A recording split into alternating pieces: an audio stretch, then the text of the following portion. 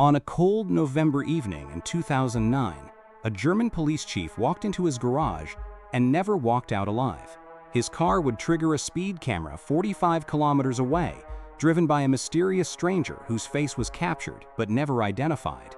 4 DNA profiles, 300 witness tips, and over 17,000 pages of evidence would follow, yet the killer remains free. This is the story of Steffen Meyer and a murder that exposed corruption, betrayal, and secrets that someone was willing to kill for. November 23, 2009, Lauchhammer, a small town in Brandenburg, Germany. 46-year-old Chief Inspector Steffen Meyer was living what seemed like an ordinary evening. A veteran police officer since 1983, Meyer had worked his way up through the ranks, from lieutenant in East Germany before the wall fell, to chief inspector in the reunified nation. At 6 p.m., Meyer dropped his son Marcus at home after a doctor's appointment, kissed his wife Ulrike goodbye, and drove his gray Opel Vectra toward a garage complex just 100 meters from their apartment.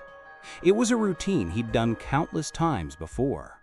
But this time, Steffen Meyer would never make it home. When 2 hours passed without his return, Ulrike knew something was wrong.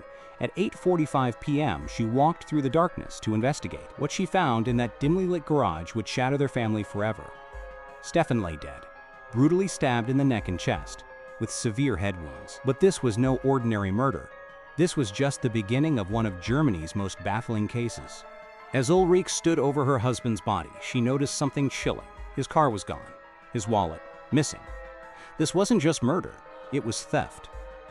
But why would anyone steal a 6-year-old family sedan after committing such a violent crime? The answer would emerge the next morning, 30 kilometers away on a country roadside. Meyer's Opel sat abandoned, damaged, and out of fuel. His wallet lay in the center console with only small change missing.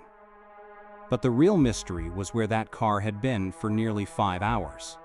Security cameras at a chemical factory in Nunschritz, 45 kilometers away, captured the Opel crashing off the road at 10:45 p.m. 8 minutes later, 8 kilometers south, the car triggered a speed trap in the village of Diesbar-Suslitz. The speed camera's flash illuminated a face that would haunt investigators for years to come. A white male, 30 to 40 years old, wearing a winter coat, hat, and gloves. He was speeding, driving erratically, and he was not Steffen Meyer. The timeline was impossible to ignore. From 6 p.m. to 10:45 p.m., nearly 5 hours of driving. The car had traveled 400 kilometers before running out of fuel. Someone had taken Meyer's vehicle on a wild, inexplicable journey through the German countryside. Inside the abandoned Opel, forensic teams made a startling discovery. Not 1, not 2, but 4 separate DNA profiles.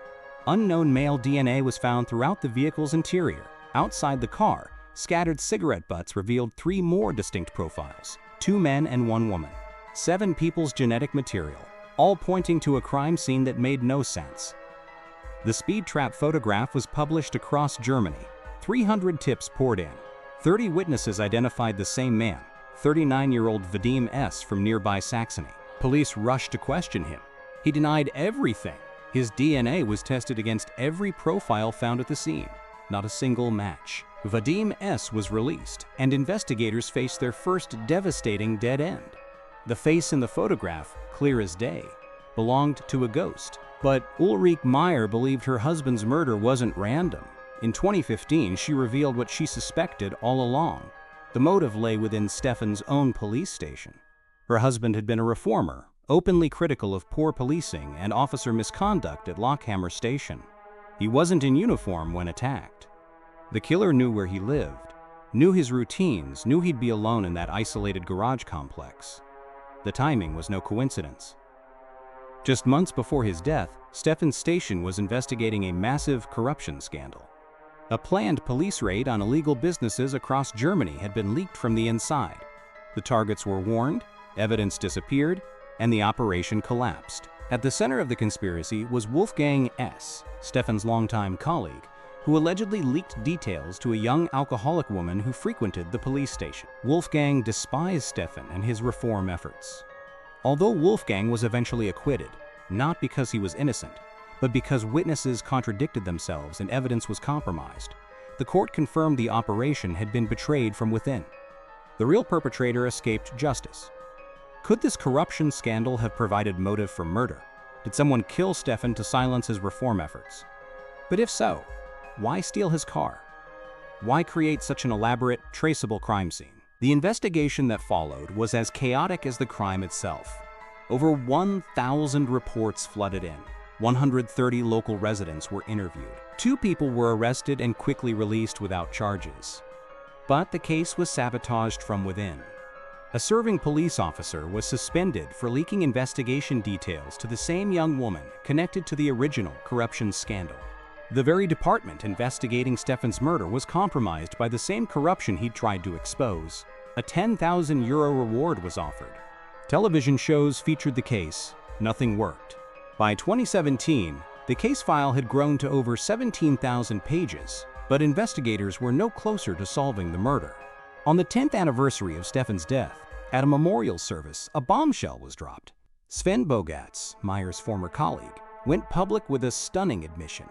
Steffen and his family had been harassed by a group of local petty criminals for years, both at home and at work. His fellow officers knew about it and did nothing to help.